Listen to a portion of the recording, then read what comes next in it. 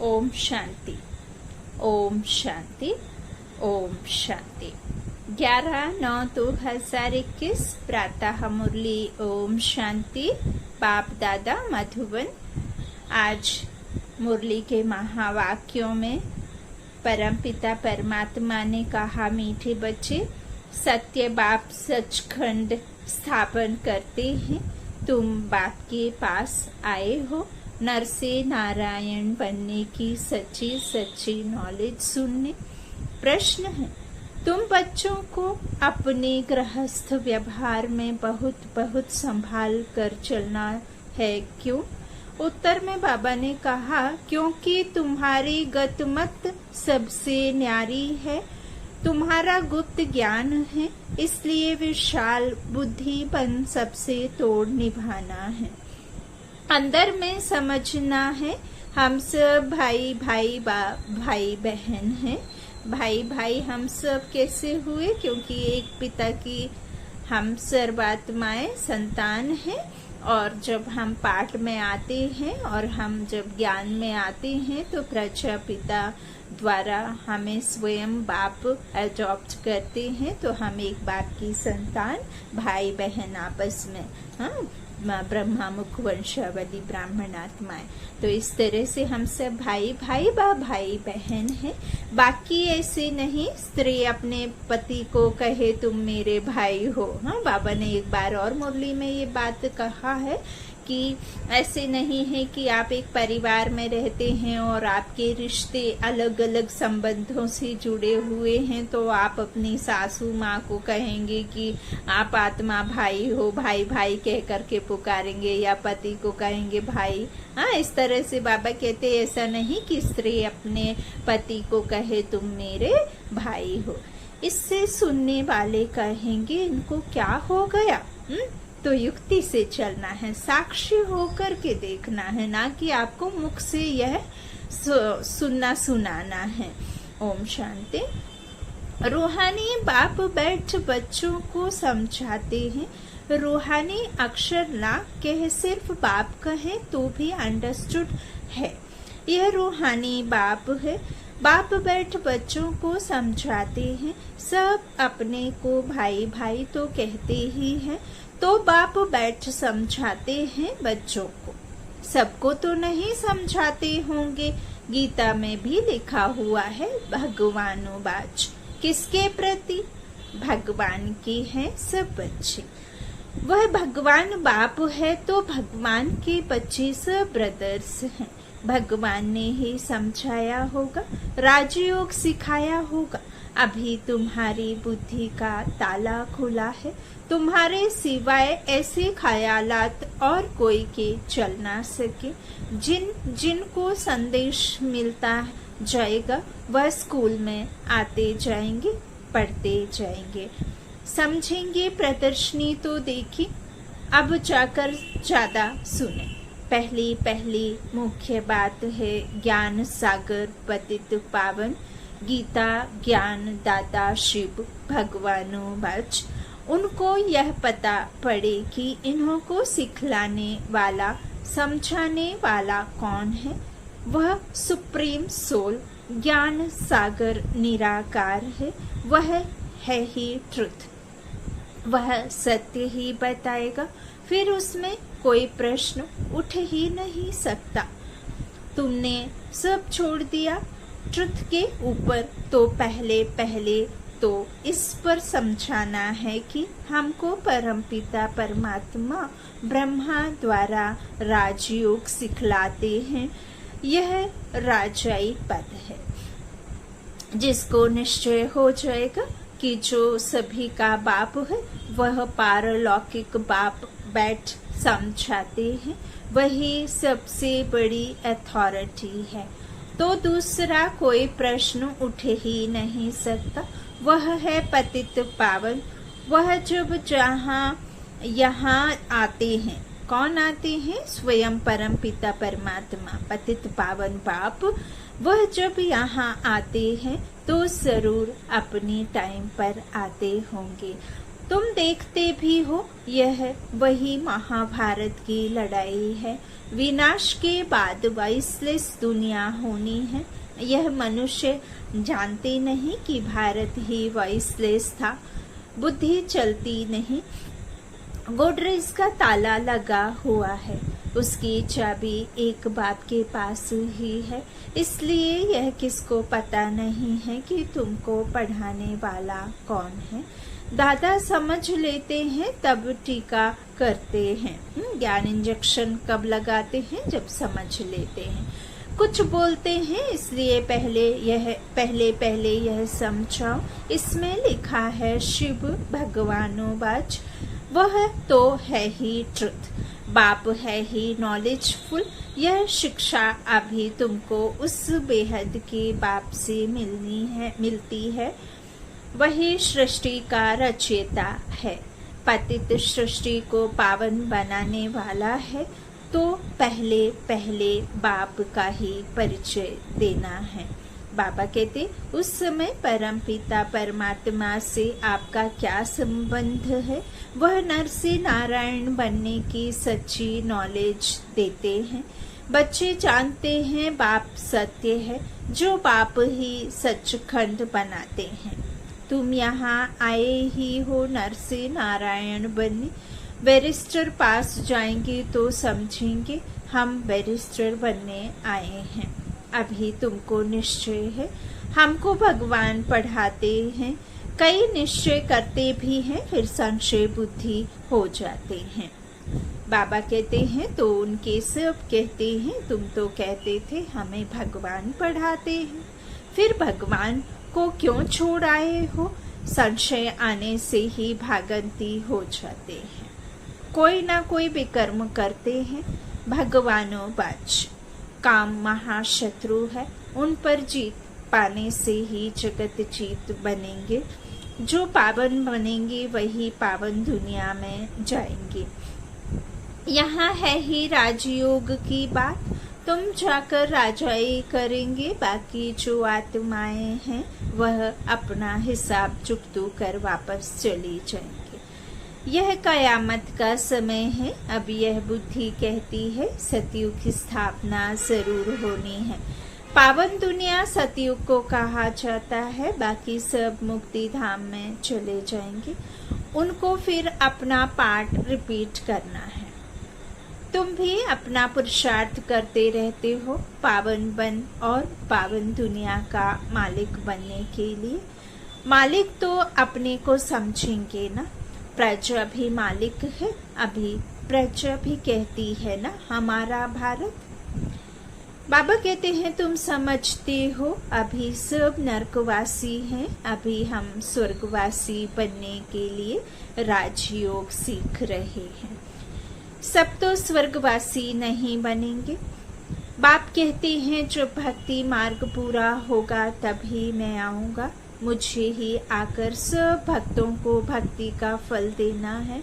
Majority तो भक्तों की है ना। सब पुकारते रहते हैं हे गॉड फादर। भक्तों के मुख से ओ गॉड फादर, हे भगवान, यह जरूर निकलेगा। अब भक्ति और ज्ञान में फर्क है। तुम्हारे मुख से कभी हे भगवान, हे ईश्वर नहीं निकलेगा। मनुष्यों को तो यह आधा कल्प की प्रैक्टिस पड़ी हुई है। बाबा कहते हैं तुम जानते हो वह हमारा बाप है। तुमको हे बाबा थोड़े ही कहना है। बाप से तुमको जो वर्षा लेना है, पहले तो यह निश्चय हो कि हम बाप से वर्षा लेते हैं। बाप बच्चों को वर्षा लेने के अधिकारी बनाते हैं। यह तो सच्चा बाप है ना। बाप जानते हैं हमने जिन बच्चों को ज्ञान अमृत पिलाए, ज्ञान चित्ता पर बिठाए, विश्व का मालिक देवता बनाया था, वही काम चित्ता पर बैठ भस्मीभूत हो गए हैं। अब मैं फिर ज्ञान चित्ता पर बिछाए घोर नींद से जगाए स्वर्ग में ले जाता हूँ। बाप ने समझाया है तुम आत्माएं वहाँ शांति धाम और सुख धाम में रहती हो। सुख धाम को कहा जाता है वाइसलेस वर्ल्ड, संपूर्ण निर्विकारी सतयुग, स्वर्ग, गोल्डन एज वाला युग। तो उसे वॉइसलेस वर्ल्ड, संपूर्ण निर्विकारी 16 कला संपूर्ण युग कहा जाता है, जहाँ हम महाराजा महारानी बनकर राज्य संभालते हैं। विश्व महाराजन महारानी।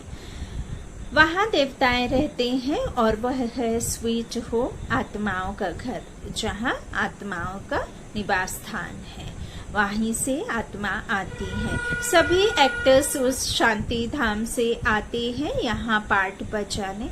हम आत्माएं यहाँ की रहवासी नहीं हैं, वह एक्टर्स यहाँ के रहवासी होते हैं। सिर्फ घर से आकर ड्रेस बदले कर पार्ट बचाते हैं। शरीर रूपी ड्रेस, शरीर रूपी वस्त्र को बदले कर पार्ट आत्मा बचाती है।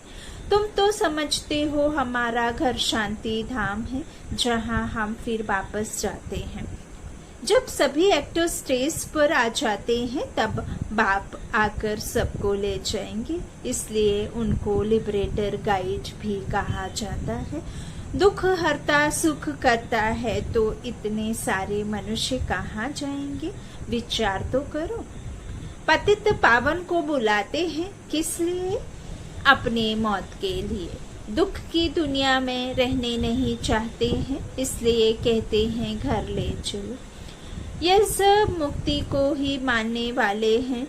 भारत का प्राचीन योग भी कितना मशहूर है। विलायत में भी जाते हैं प्राचीन राजयोग सिखलाने।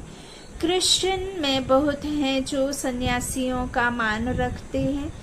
गेरू कफनी की जो पहरवाइश है वह है हठ योग की। जो भक्ति काल की पहनवा है ना, पहनवा, वो कहना चाहिए जो गेरू कफनी बोलते हैं। तो बाबा कहते वह हठ योग की है। तुमको तो घर बार छोड़ना नहीं है, ना कोई सफेद कपड़े का बंधन है। ध्यान से सुनिए, कई बहुत मूझते हैं कि सफेद वस्त्र ही जरूरी है। बाबा ने आत्मा रूपी सफेद वस्त्र की बात कही है, शरीर रूपी वस्त्र की बात बाबा ने नहीं कही है। परंतु सफेद अच्छा है। बाबा कहते हैं तुम भट्टी में रहे हो तो ड्रेस भी यह हो गई है। फरिश्तों का ड्रेस होता है ना, पीस का भी सिंबल होता है। तो इस तरह से बाबा कहते हैं कि भट्टी में रहे हो तो ड्रेस भी यह हो गई है। आजकल सफेद पसंद करते हैं। मनुष्य मरते हैं तो सफेद चादर डालते हैं। तो पहले कोई को भी बाप का परिचय देना है। 2 बाप हैं। यह बातें समझने में टाइम लेती हैं। प्रदर्शनी में इतना समझा नहीं सकेंगे। सतयुग में एक बाप, इस समय है तुमको 3 बाप, लौकिक, अलौकिक, पारलौकिक। क्योंकि भगवान आते हैं प्रजापिता ब्रह्मा के तन में, तो वह भी तो बाप है सबका। अच्छा, अब तीनों बाप में उच्च वर्षा किसका? निराकार बाप वर्षा कैसे दे? वह फिर देते हैं ब्रह्मा द्वारा। ब्रह्मा द्वारा स्थापना करते और ब्रह्मा द्वारा वर्षा भी देते हैं। इस चित्र पर तुम बहुत अच्छी रीति समझा सकते हो। शिव बाबा है, फिर यह प्रजापिता ब्रह्मा, आदिदेव, आदि देवी। बाबा कहते हैं यह है ग्रेट ग्रेट ग्रैंडफादर। बाप कहते हैं मुझ शिव को ग्रेट ग्रेट ग्रैंडफादर नहीं कहेंगे, मैं सबका बाप हूँ। यह है प्रजापिता ब्रह्मा, तो ब्रह्मा यहाँ ही होगा। तुम हो गए भाई बहन, आपस में क्रिमिनल असॉल्ट कर ना सके। अगर दोनों की आपस में विकार की दृष्टि खींचती है तो गिर पड़ते हैं, क्योंकि एक बाप की संतान है ना, तो बाप को भूल जाते हैं। बाप कहते हैं तुम हमारा बच्चा बन काला मुंह करते हो। बेहद का बाप बच्चों को समझाते हैं तुमको यह नशा चढ़ा हुआ है। जानते हो, गृहस्थ व्यवहार में भी रहना है, लौकिक संबंधियों को भी मुंह देना है। लौकिक बाप को तुम बाप कहेंगे ना, उनको तो तुम भाई नहीं कह सकते। ऑर्डिनरी वे में बाप को बाप ही कहेंगे। बुद्धि में है कि यह हमारा लौकिक बाप है, ज्ञान तो है ना। यह ज्ञान बड़ा विचित्र है। आजकल करके नाम भी ले लेते हैं, परंतु कोई विजिटर आदि बाहर के आदमी के सामने भाई कह दो तो वह समझेंगे इनका माथा खराब हुआ है। इसमें बड़ी युक्ति चाहिए। तुम्हारा गुप्त ज्ञान गुप्त संबंध है। अक्सर करके स्त्रियां पति का नाम नहीं लेती हैं, पति स्त्री का नाम ले सकते हैं। इसमें बड़ी युक्ति से चलना है। लौकिक से भी तोड़ निभाना है। बुद्धि चली जानी चाहिए ऊपर। हम बाप से वर्षा ले रहे हैं, बाकी चाचे को चाचा, बाप को बाप कहना पड़ेगा ना। जो ब्रह्म कुमार कुमारी नहीं बने हैं वह भाई बहन नहीं समझेंगे। जो बीके बने हैं वही इन बातों को समझेंगे। बाबा कहते बाहर वाले तो पहले ही चमकेंगे। इसमें समझने की बुद्धि अच्छी चाहिए। बाप तो बच्चों को विशाल बुद्धि बनाते हैं। तुम पहले हद की बुद्धि में थे, अभी बुद्धि चली जाती है बेहद में। वह हमारा बेहद का बाप है। यह सब हमारे भाई बहन हैं, लेकिन घर में सासू को सासू ही कहेंगे, बहन थोड़े ही कहेंगे। घर में रहते बड़ी युक्ति से चलना है, नहीं तो लोग कहेंगे यह तो पति को भाई सासू को बहन कह देते। यह क्या है? यह ज्ञान की बातें तुम ही जानो और ना जाने कोई। कहते हैं ना, प्रभु तेरी गति मत तुम ही जानो। अब तुम उनके बच्चे बनते हो तो तुम्हारी गत मत तुम ही जानो। बड़ी संभाल से चलना पड़ता है, कहाँ कोई मुझे नहीं। बाबा कहते तो प्रदर्शनी में तुम बच्चों को पहले पहले यह समझाना है कि हमको पढ़ाने वाला भगवान है। अब तुम बताओ भगवान कौन? निराकार शिव या देहधारी श्री कृष्ण।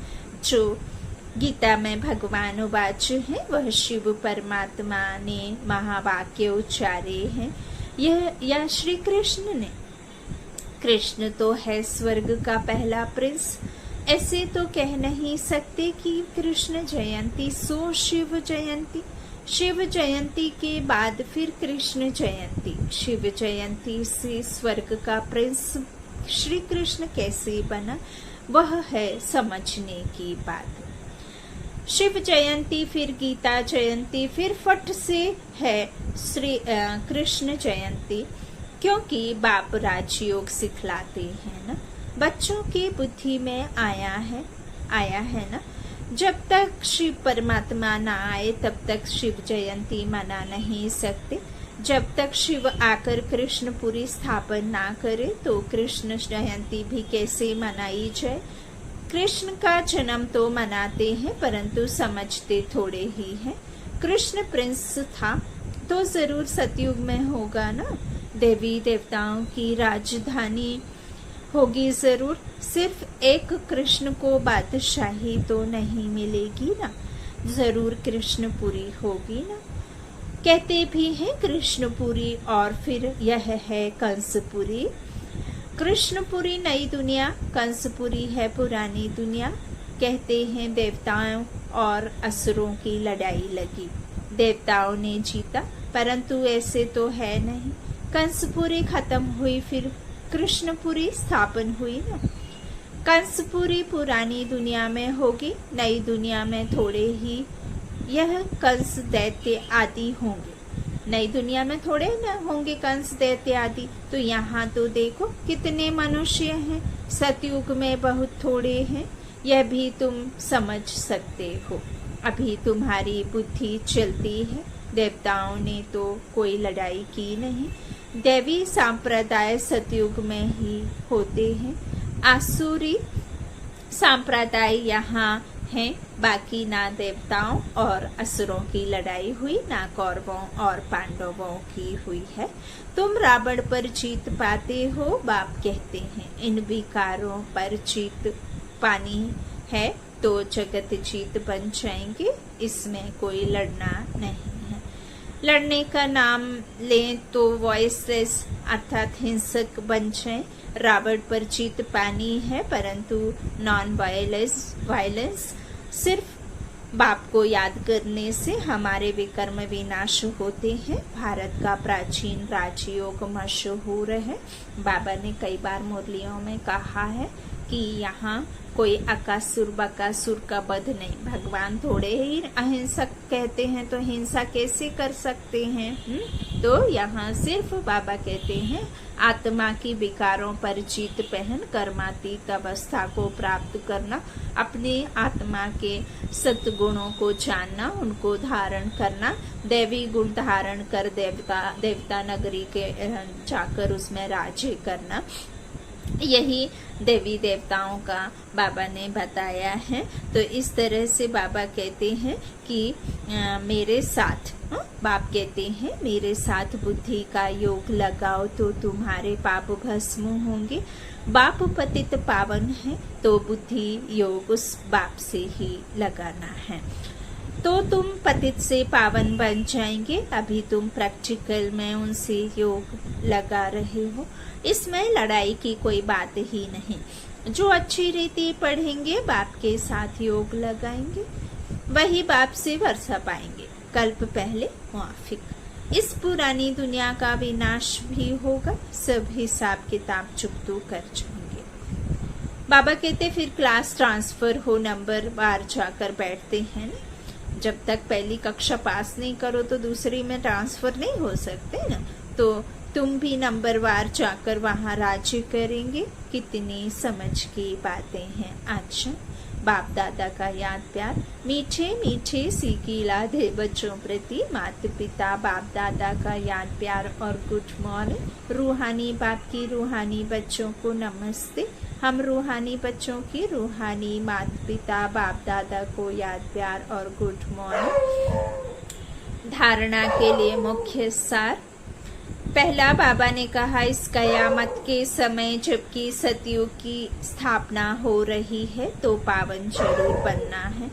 बाप और बाप के कार्यों में कभी संशय नहीं उठाना है। दूसरा, बाबा ने कहा ज्ञान और संबंध गुप्त है, इसलिए लौकिक में बहुत युक्ति से विशाल बुद्धि बन कर चलना है। कोई ऐसे शब्द नहीं बोलने हैं जो सुनने वाले मूंझ जाएं। आज का वरदान बाबा ने दिया, मन मत पर मत को समाप्त कर, श्रीमत पर पद्मों की कमाई जमा करने वाले पद्मा पदम भाग्यशाली भव। श्रीमत पर चलने वाले एक संकल्प भी मनमत व परमत पर नहीं कर सकते। स्थिति की स्पीड यदि तेज नहीं होती है तो जरूर कुछ ना कुछ श्रीमत में मनमत व परमत मिक्स है।